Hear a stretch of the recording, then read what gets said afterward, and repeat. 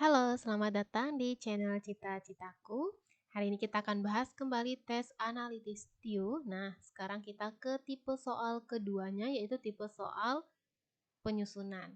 Di video sebelumnya, teman-teman bisa melihat materi tipe soal pengurutan yang sudah dibahas. Nah, kali ini saya akan sharing tips dan triknya, sama ya. Ini hanya mengingatkan kembali. Yang pertama, perlu diperhatikan jenis soal.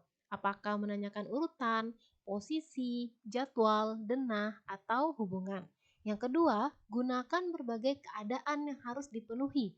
Maksudnya, jangan sampai ada keterangan-keterangan dalam kondisi yang diberikan soal, itu yang terlewat, atau yang tidak masuk dalam pencatatan coretan kita. Terus yang terakhir, perhatikan pertanyaan dengan baik. Nah, perhatikan mana yang menjadi pertanyaan, mana yang merupakan kondisi yang diberikan dalam soal.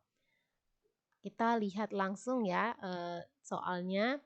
Nah, di tipe soal penyusunan yang pertama, modelnya seperti ini. Ada sebuah grup belajar yang terdiri dari dua siswi, yaitu Anissa dan Cindy. Nah, ketika kita mempunyai soal seperti ini, kita boleh memisalkan nama-nama mereka biar lebih mudah dalam menjawab soal. Jadi Anissa, Cindy. Dan dua siswa yang bernama nih ya, dua siswa yaitu Bambang dan Doni. Nah, kemudian salah seorang dari mereka pandai atau ahli matematika. Nah, saya ketika mengerjakan soal-soal seperti ini, biasanya yang ahli itu saya kasih suatu kode bintang. Jadi membedakan antara nama orang dengan nama keahliannya atau bentuk keahliannya. Itu kalau matematika bintang, kemudian fisika berarti ada bintangnya juga, F bintang, kimianya K bintang, bahasa Inggrisnya boleh B ya, karena di sini saya bedakan B si Bambang dengan B bahasa Inggris itu dengan bintang. Biar lebih simple aja sih, bebas kalau teman-teman mau menyimbolkan dengan yang lain boleh. Kemudian kita lanjutkan, pada suatu waktu mereka belajar bersama di rumah Anissa dan duduk di meja persegi 4. Nah, kita boleh buat gambarnya ya, misalnya meja persegi 4. Kemudian di sini dibilang kalau susunannya sebagai berikut. Ahli matematika duduk di sebelah kiri Anissa.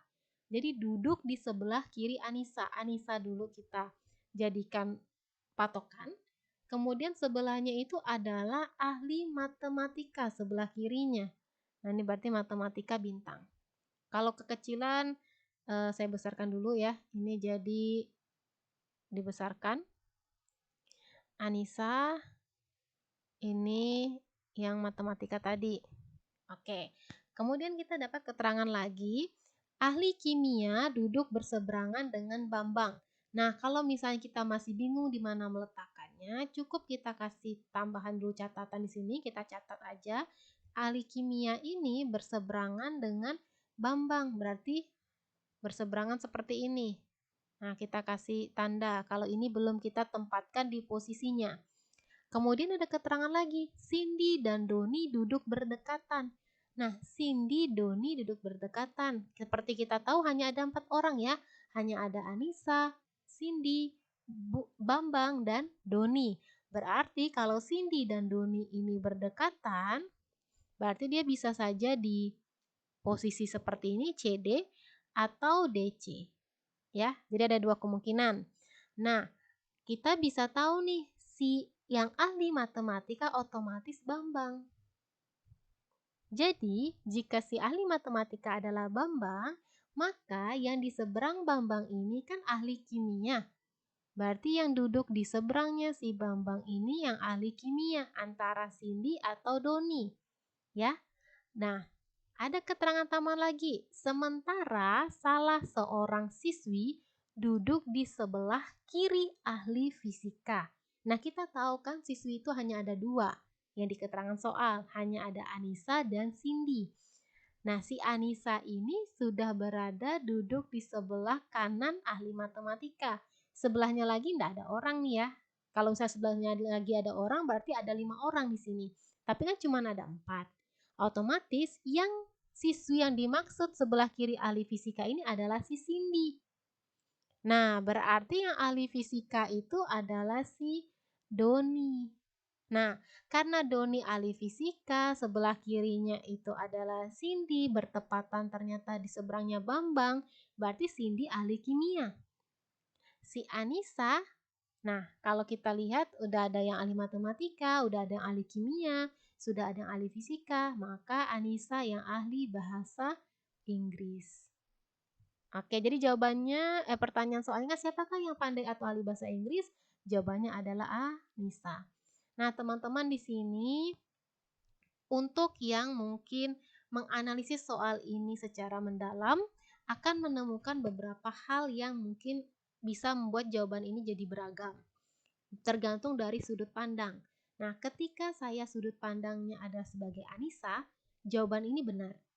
Karena Anissa melihat si Cindy itu posisi duduknya dari sudut pandang si Anissa, kalau si Cindy ini ada di sebelah kirinya Doni. Jadi ada di sebelah kiri ahli fisika.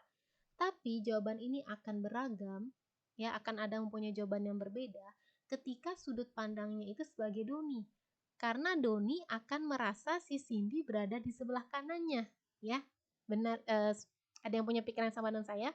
Nah, jadi ini bisa saja ada yang bingung ya, mungkin yang terlalu menganalisis secara mendalam, tapi saran saya ketika mengerjakan soal ini, pikirkan saja secara sederhana, ketika sudah dapat jawabannya langsung dijawab. Oke? Jadi ketika sudah dapat, oh ini nih, ya udah jawab aja langsung ke Anissa karena besar kemungkinan soal-soal yang disusun untuk CPNS itu untuk soal-soal yang simple ya sebenarnya, walaupun soal-soalnya panjang tapi sebenarnya cara berpikirnya tidak yang rumit. Oke, kita lanjut ke nomor keduanya, penyusunannya seperti apa ya untuk soal nomor 2. Nah, ini penyusunan huruf. Jadi, dalam sebuah pengundian huruf-huruf, huruf itu akan keluar secara acak. Jadi, misalnya ada huruf nih ya di dalam suatu tempat, diambil bukan kalau dikeluar secara acak berarti kayak dikocok ya, kayak undian arisan. Nah, huruf pertama adalah huruf ke-12. Teman-teman kalau misalnya yang belum apa boleh tuh misalnya di data A, B, C, D, E. Oke, ini huruf kelima. F, G, H, I, J, 10 ya. K, L, M, N, O. Oke, sampai 15 dulu kalau dibutuhkan seterusnya baru kita lanjutin. Ini kan karena saya ada lihat angka 12, 14, 13. Ya udah sampai 15 aja ya maksimalnya dulu. Lanjut, huruf pertama adalah huruf ke-12. Huruf ke-12 ini kan 10 di sini. Ke-12 berarti L. Ini yang keluar. Huruf pertama muncul sebanyak 2 kali. Huruf pertama itu adalah A. Berarti A muncul 2 kali. A muncul 2 kali. Huruf ketiga dan keempat adalah huruf 14, 13. Nah, ini kan 15. Berarti 14 N, 13-nya si M. Dan huruf terakhir adalah huruf ke-9. Huruf ke-9 berarti J ini kan 10. Huruf ke-9-nya berarti I. Nah, ditanya, jika huruf-huruf tersebut disusun, maka menunjukkan ibu kota negara. Nah, di sini kan ada ditanyakan ibu kota negara nih. Boleh lah ya misalnya saya share aja ibu kota negara masing-masing dari ABCD-nya itu. Kalau nih cara gua, itu ibu kotanya adalah Managua. Coba saya tulis ya, semoga bagus tulisan ini. Managua. Terus ibu kota dari Maladewa itu adalah Male. Nah, kalau Thailand adalah Bangkok. Brunei Darussalam itu Bandar Seri Begawan ya. Jadi ini juga ada belajar TWK-nya, Bandar Seri Begawan. Kemudian Filipina adalah Manila. Nah, teman-teman sebenarnya kalau mengerjakan soal ini bisa dilihat ya, kan kita diminta menunjuk susunan yang menunjukkan ibu kota negara. Kita punya berapa huruf sih? 1, 2, 3, 4, 5, 6. 6 ya. Berarti yang mana gua ini tidak mungkin karena 7, Malay tidak mungkin 4, Bangkok juga 7, Bandar Seri Begawan lebih lagi panjang ya, berarti yang paling benar ada Manila. Tapi andaikan kita menemukan yang sama-sama 6 huruf, ya berarti pengetahuan kita harus lebih ini ya, dalam penyusunan hurufnya harus lebih kreatif lah menyusunnya. Kira-kira menjadi nama apa. Tapi sebenarnya bisa kelihatan sih kalau model seperti ini ada 2A, oh ya udah berarti Manila. Oke, gampang ya. Kita lanjut aja ke nomor ketiga. Nomor 3. Nah, kalau punya soal panjang seperti ini jangan pusing dulu karena sebenarnya tidak terlalu sulit terkadang. Hanya karena pikiran melihat panjang jadi udah yang mumet. Jadi kita ikutin aja alurnya seperti yang saya sudah bahas di soal pengurutan, ikutin saja alurnya dari awal sampai akhir dengan pencatatan. Oke, Ayah Sarah, Ayah Saha, Zarin, dan Salsabila adalah mahasiswa baru di sebuah universitas. Mereka patungan membeli 10 buku. Nah, ini ada 10 buku nih. Ya, 10 buku yang wajib dibaca pada semester 1, yaitu buku G, H, I, J, K, L, M, N, O, P. Nah, agar buku tersebut dapat dibaca secara bergiliran dalam satu semester oleh ketiganya, mereka bersepakat untuk membaca satu judul buku selama 1 minggu. Nah, kalau udah dibilang selama 1 minggu ini berarti kita bisa buat keterangan nih sebenarnya. Di soal, mau saya tulis di bawah nih. Keterangan week ya.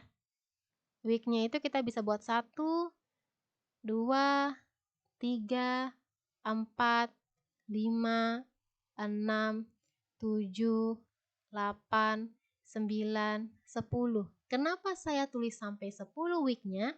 Karena ada keterangan satu judul buku selama 1 minggu. Jadi per minggu 1 buku saja, di mana ada 10 buku yang akan dibaca.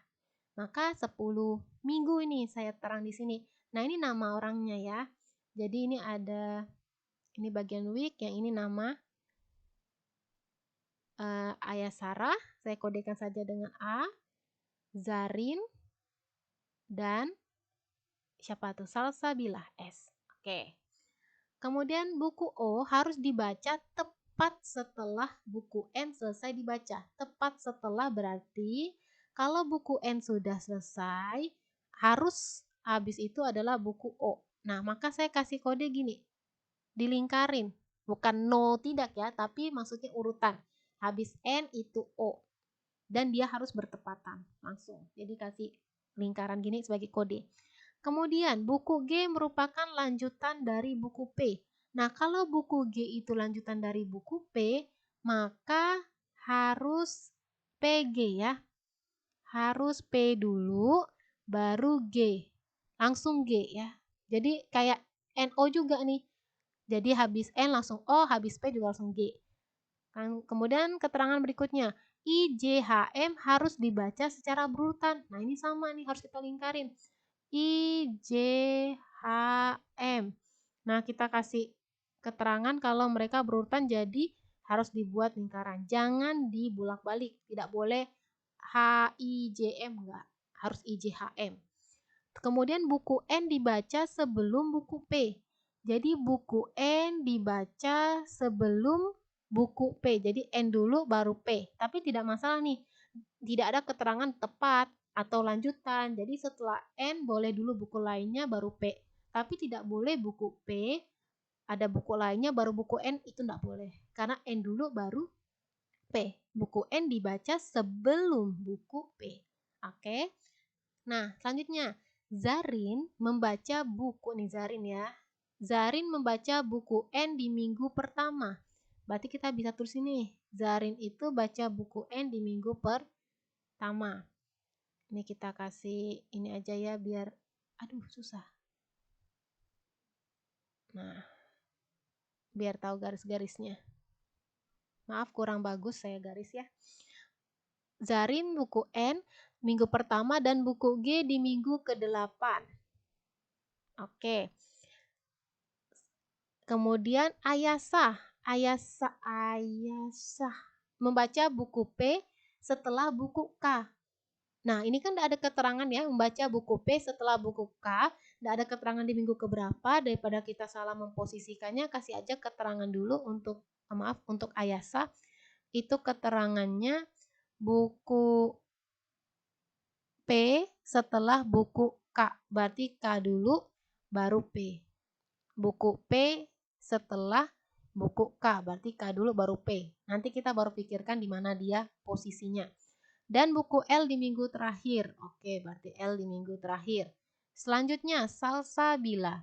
Membaca buku O di minggu keempat. Nah, Salsabila tuh O minggu keempat. Berarti di sini. Dan membaca buku P setelah buku M. Nah, membaca buku P setelah buku M itu kan tidak ada keterangannya minggunya di mana. Jadi kita sama seperti si Ayasa tadi, kita kasih kode dulu di sini. Buku P setelah buku M. Berarti membaca buku M dulu ya. Membaca buku P setelah buku M. Artinya buku M dahulu baru buku P. Nah, di sini kita baru bisa mencari jawaban dari pertanyaan. Apa sih pertanyaannya? Buku yang dibaca Salsabila pada minggu pertama. Berarti kita fokus ke Salsabila. Kalau teman-teman mengeceknya, kita bisa lihat ya. Kalau si O seperti keterangan di awal, harus depannya itu N. Nih, depannya N. Berarti di depannya si O ini harus si N. Kemudian apa lagi? Dia kan dibilang MP. Nah, MP. Kalau M dengan P, kita bisa lihat harusnya M itu depannya berurutan sebelumnya si H, sebelum si H itu adalah J, sebelum J itu adalah I. Nah, I, J, H, M, P. Nggak mungkin kalau misalnya kita buat I, J, H, M, P itu berada di minggu ke... Tidak mungkin kalau MP itu berada di minggu 1 dan minggu 2. Karena harusnya sebelum M itu ada buku I dulu, buku J, dan buku H yang dibaca secara berurutan. Berarti harusnya I, J, H, M, P itu berurutan di sini. Ya. Nah, jadi buku apa yang bisa dibaca pada minggu pertama? Lihat, buku O. Tidak mungkin ya, buku O di minggu keempat. Ini salah. Buku M. Tidak mungkin, karena M sebelumnya harus ada H, harus ada J, harus ada I. Salah. Buku N atau O. Pasti salah nih kalau buku N. N harus sebelum O. Jadi antara 3 dan 4. Nih ya, harus di minggu 3 maksudnya. I atau J. Tidak mungkin karena I, J. Kalau I di minggu pertama, berarti di minggu kedua, 3, 4 itu adalah HM. Ya, harus berurutan tuh I, J, HM nih seperti keterangan ini I, J, HM harus berurutan, jadi tidak mungkin. Nah, yang paling mungkin adalah buku K atau L, karena K atau L tidak ada syaratnya. Jadi dia bisa dimanapun. Nah, jadi dia bisa di 1, 2, bisa juga di 9, 10. Oke, gampang ya. Jadi memang ditandai dulu setiap syarat-syarat atau kondisi yang diberikan, baru kita masukin ke dalam tabel jadwal. Nah, jika di tabel jadwal itu tidak ada keterangan minggu dari buku itu, dikasih dulu kode di sebelah kirinya. Nah, ketika dapat kode sebelah kiri, kita kembali lagi ke tabel untuk melihat pertanyaan soal. Ketika sudah dapat ternyata arahnya ke Salsabila, baru kita tentukan urutan yang tepatnya.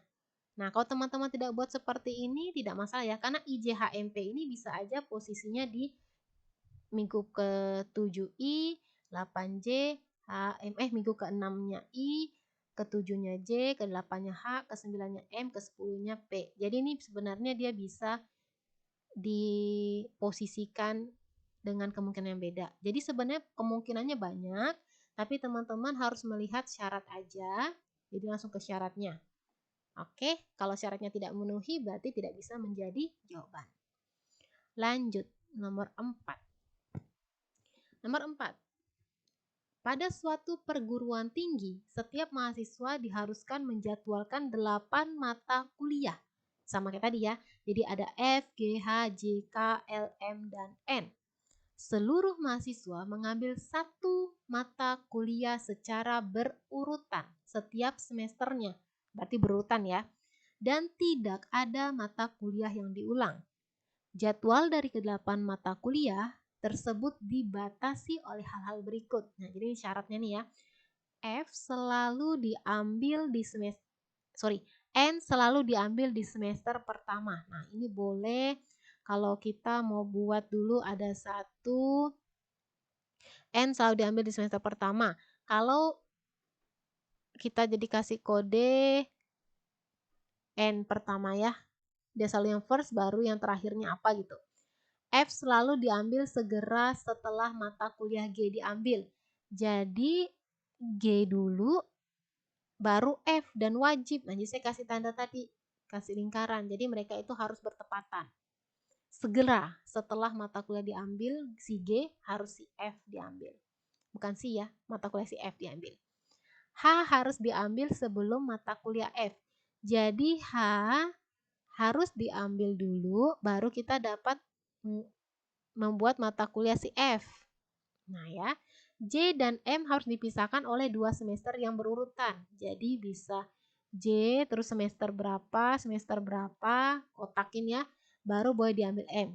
Atau kan dia tidak ada yang bilang M duluan baru J kan, yang penting dia dipisahkan 2 semester, kita bisa buat kemungkinan seperti ini. Nah, tinggal kita lihat nih pertanyaan soal. Urutan-urutan jadwal berikut yang memenuhi persyaratan di atas untuk mahasiswa semester 2 hingga semester 8. Jadi pencatatan ini tidak dari semester 1. Nah, lihat N itu kan selalu diambil di semester pertama. Otomatis yang ada N ini salah. Karena kita mulai dari semester 2. Sedangkan N di semester 1. Berarti pilihan jawaban J pasti salah. Ya sayang ya, cuman satu aja yang bisa kita eliminasi. Nah, selanjutnya apa kita harus mendata satu-satu? Tidak perlu.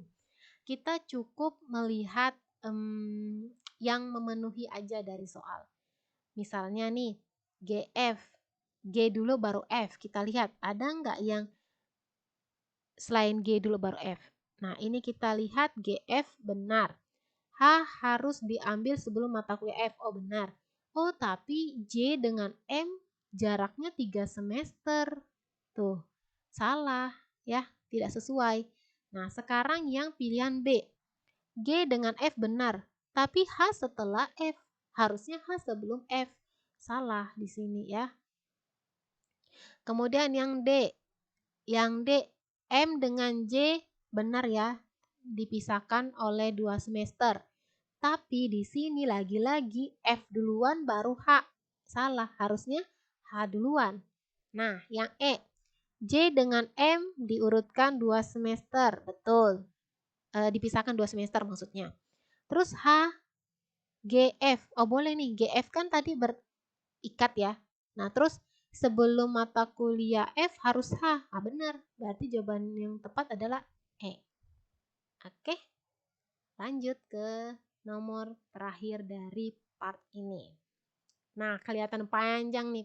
Jadi teman-teman pas bacanya, aduh panjang banget. Tapi jangan berpikiran seperti itu ya. Kita harus selama masih ada waktu, coba saja dan data perlahan-lahan. Oke, sama seperti cara sebelumnya, nama-nama orang ini kita kasih kode. 5 orang yakni Gunadi. Mana nih tablet saya nih?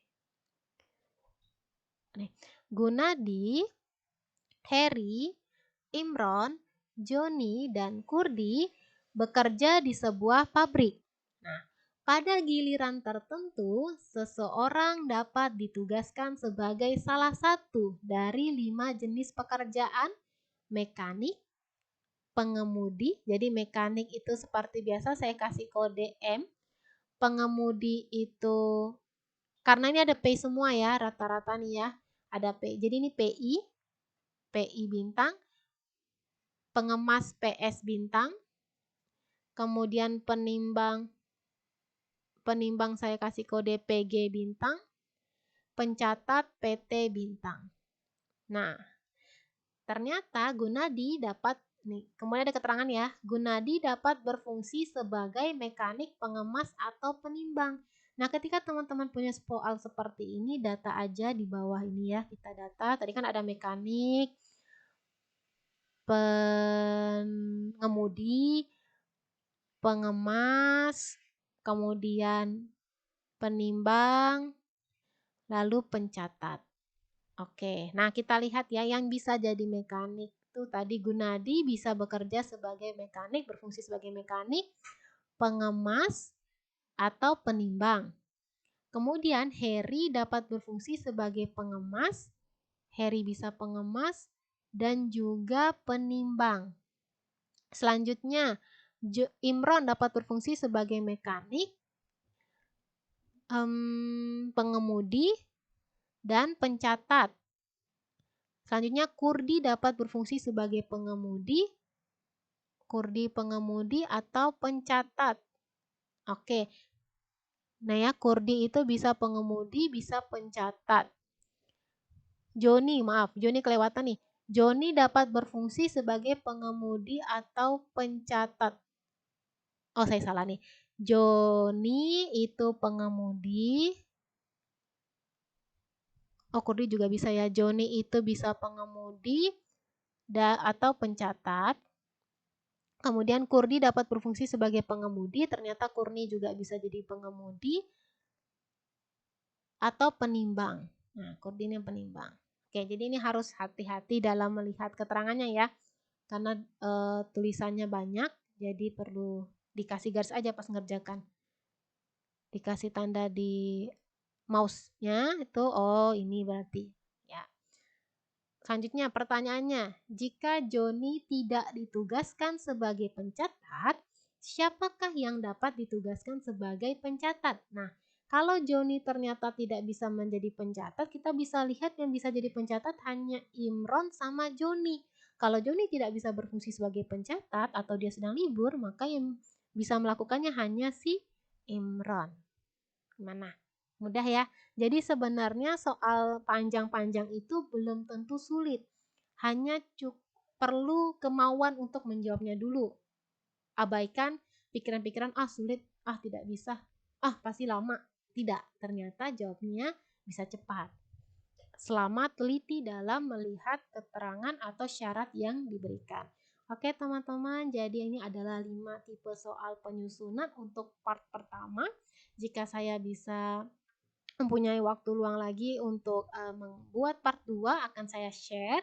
Teman-teman bisa lihat kumpulan soal di citacitaku.my.id dan jangan lupa untuk subscribe, like, dan komen.